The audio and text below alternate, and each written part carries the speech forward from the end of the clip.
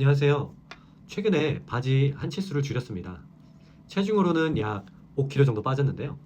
사실 제가 더 만족하는 건 체중계의 숫자가 아닙니다.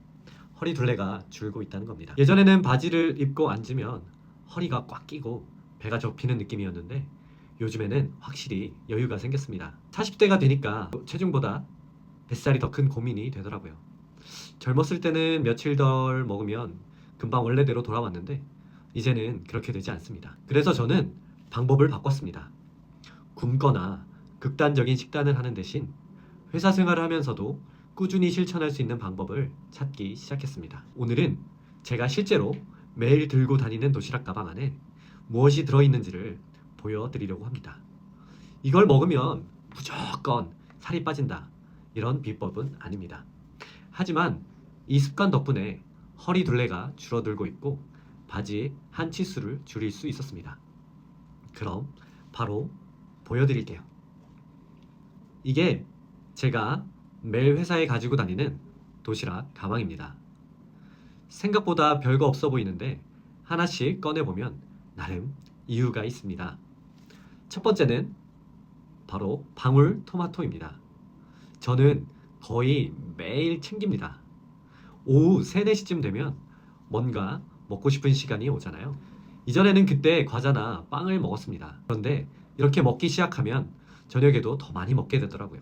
그래서 지금은 방울토마토를 먹습니다. 씹는 횟수도 많고 부담도 적어서 간식 대신에 먹기 괜찮습니다. 다음은 구운 계란 3개입니다. 왜 3개냐고요? 이 통에 3개까지밖에 안 들어가기 때문입니다. 사실 이건 제 식단의 핵심 중 하나입니다. 다이어트에서 가장 힘든 건 배고픔이라고 생각합니다.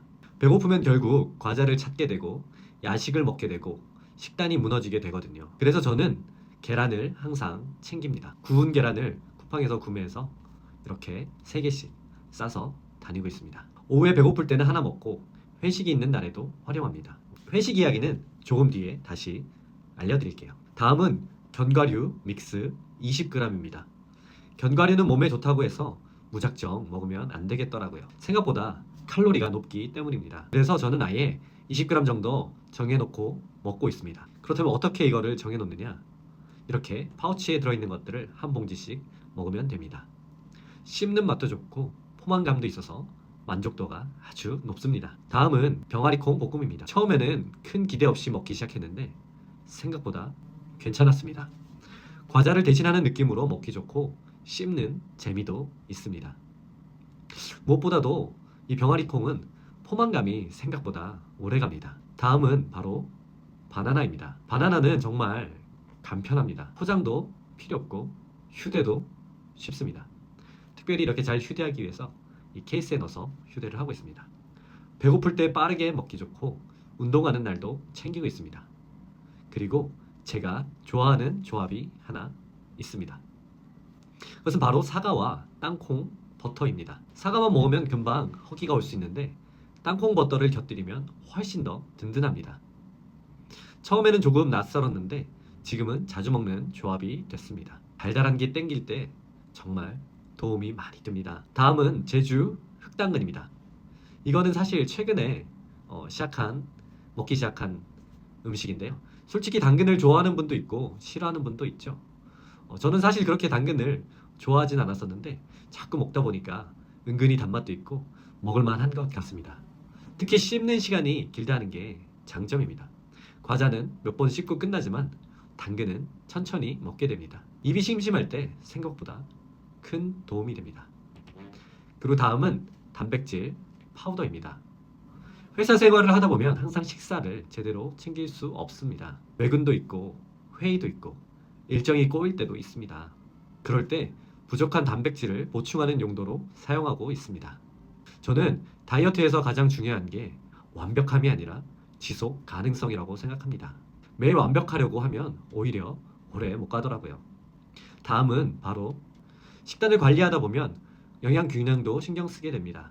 그래서 평소에 먹는 영양제를 챙겨 다니고 있습니다. 그리고 마지막으로는 이 다이어트 도시락입니다. 이건 점심이나 저녁에 해결해야 될 때 활용을 하고 있습니다. 매일 먹는 건 아닙니다.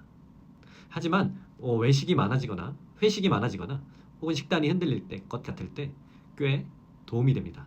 여기까지 보신 분들은 이런 생각을 하실 수도 있습니다. 직장인은 회식이 문제 아닌가요? 맞습니다. 저도 회식을 피할 수는 없습니다. 회식도 있고 모임도 있고 거래처 식사도 있습니다. 예전에는 회식이 잡히면 그냥 깔끔하게 포기했습니다. 오늘은 망한 날이라고 생각하고 마음껏 먹었습니다. 그런데 그렇게 먹으면 다음 날까지 무너지더라고요. 그래서 지금은 회식 전에 미리 계란을 먹고 갑니다. 보통 구운 계란 두세 개 정도를 먹고 회식 장소로 갑니다. 그러면 단백질도 들어가고 포만감도 어느 정도 생깁니다. 빈속으로 갔을 때보다 확실히 음식 먹는 양도 줄어듭니다. 그리고 회식 자리에서 먹는 순서도 조금 신경 씁니다. 가능하면 야채를 먼저 먹고 그 다음 단백질, 마지막으로 탄수화물을 먹으려고 합니다. 물론 항상 완벽하게 지켜지는 것은 아닙니다. 하지만 이것만 의식해도 예전부터 밥을 먹거나 면을 먹는 경우가 줄어들었습니다. 술도 최대한 안 마시려고 합니다. 그런데 술을 안 마신다고 탄산음료를 마시면 그것도 당이 꽤 들어가더라고요. 그래서 가능하면 물을 마십니다. 정말 탄산이 당기는 날에는 일반 탄산음료 대신 제로 음료를 선택합니다. 제가 식단을 하면서 느낀 건 완벽한 사람이 성공하는 것이 아니라는 것입니다. 무너지지 않는 시스템을 만드는 사람이 결국 오래갑니다. 저는 회식도 참는 게 아니라 덜 무너지는 방법을 찾고 있습니다. 그리고 마지막으로 아침에 따뜻한 차를 한 잔 마십니다. 가끔 어떤 차를 마시면 살이 빠지냐고 물어보시는 분들이 있는데 저는 특별한 효과를 기대하는 것이 아닙니다. 다만 따뜻한 차를 마시면 하루를 조금 차분하게 시작할 수 있습니다. 식사도 천천하게 하게 되고 몸도 깨우는 느낌이 있습니다. 그래서 하나의 루틴처럼 유지하고 있습니다. 오늘 보여드린 음식들을 보면 특별한 비법은 없습니다. 엄청 비싼 건강식도 없고 유명한 다이어트 식품도 없습니다. 대신 배고픔을 관리하기 위한 식품들입니다. 제가 생각하는 뱃살 관리의 핵심은 의외로 단순합니다. 너무 배고픈 상황을 만들지 않는 것입니다. 배고픔을 방치하면 결국에 과식하게 되고 야식을 먹게 되고 식단이 무너지게 됩니다. 그래서 저는 미리 준비하는 방법을 선택했습니다. 아직까지 목표는 좀 더 남았습니다. 하지만 확실한 건 허리 둘레가 줄고 있다는 겁니다. 바지 한 치수가 줄었고 예전보다 배가 덜 나왔다는 것을 몸으로 느끼고 있습니다. 40대가 되면 무조건 굶는 방식이 오래가기 어렵습니다. 그래서 저는 앞으로도 현실적으로 유지할 수 있는 방법을 계속 이어가려고 합니다. 혹시 다이어트를 시작하려고 하신다면 거창한 계획을 세우기보다 가방 안에 들어가는 음식부터 바꿔보는 것은 어떨까요? 생각보다 작은 습관 하나가 큰 변화를 만들 수 있습니다. 오늘도 영상이 도움이 되셨다면 좋아요와 구독 부탁드리겠습니다. 그리고 여러분들만의 특별한 꿀팁이 있다면 댓글로 남겨주시면 감사하겠습니다. 이상으로 베들레헴 TV였습니다. 감사합니다.